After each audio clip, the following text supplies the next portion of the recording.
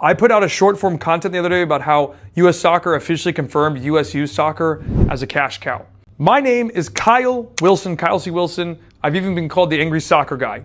I have worked with children as young as 2 years old, all the way to professional players over my current 10-year youth soccer career. And the professional players that I've worked with are Luis Nani from Manchester United, Benji Michel, Dom Dwyer, Teshuak Adeli, Ruan Tixela, Santiago Patino, and many others that have played the game at the MLS level and higher. And I've even trained the generational talent, Kawan Bazil, who is arguably the biggest talent coming out of Brazilian football right now, which gives me a lot of knowledge and information to share with people, and that's what I'm doing here.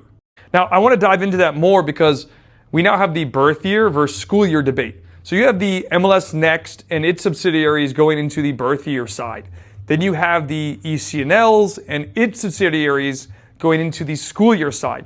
I don't think people have really come to terms with the conundrum that's going to happen from this, and I'll give you a couple of thoughts to kind of reflect on and identify why I think this is now becoming a bigger issue. And it's kind of three main points. The first one is that if you look at a normal club, especially a big organization that has hundreds, if not thousands of kids, and there's plenty around me locally in Orlando, the challenge that I think they're going to have is the first part being they're going to have MLS Next, and then they're going to have, if they don't have ECNL, they might have like ECNL R or RL. They may have, say, like, for example, the State Association or USYS has confirmed that they're going school year. Well, MLS Next is birth year, so a club may have MLS Next 1 and now MLS Next 2, so those would be the top two. Then they're going to have things like Sunshine Conference and FSPL. Well, then you got MLS Next 1 and 2 here, and then you got Sunshine and FSPL here.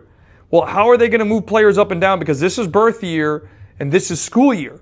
And I don't think they've kind of figured out the conundrum that's going to happen from that decision of birth year and school year being allowed in the same organization. Now, this leads me to point two. What I think will happen is a greater divide's going to occur. I made the joke about MLS Next, the Ocho, kind of like from the movie Dodgeball, because MLS, if they end up getting more pull to clubs, they're going to start leaving, say, USYS, they're going to leave ACNL, and they're going to go MLS Next route. And then MLS Next will create MLS 1, MLS Next 2, MLS Next 3, MLS Next 4, so on and so forth. Because then who's going to create those divisions under birth year? Well, then you go to the flip side. And then you're going to have, on the opposite side, if clubs want to go the school year route, they're going to go with ECNL, they're going to go with USYS, they're going to go with AYSO, and whatever other subsidiaries under those organizations will happen. And so those are the two main points. Then you think about the third one. Well, then what about tournaments? Because tournaments then, depending on their affiliation, because that could be from the club or maybe people like, there are organizations that just run tournaments. Well, then they're going to be picking either school year or birth year. Well, which one are they going to pick and why? A club decides to host a tournament, then they're going to choose to probably do it under their main governing association.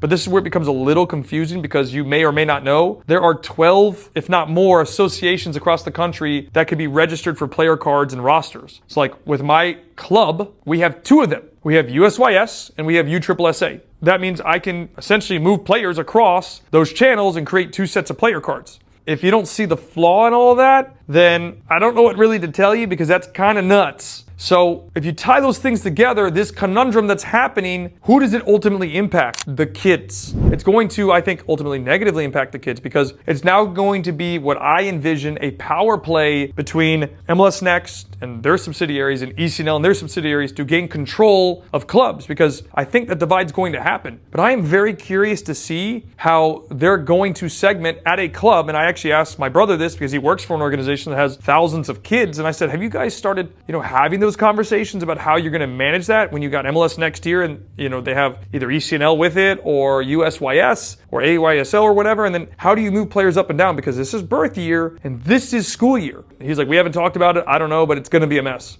I think so too. I don't want it to be a mess. I don't think it's in the best interest of the kids. However, in 2026 and the 2027 season, when it really takes effect, I'm very curious to see how this is all going to play out because I think ultimately it's going to be at a detriment to children, which kind of defeats the purpose of why we're even all here is to the development and betterment of these kids.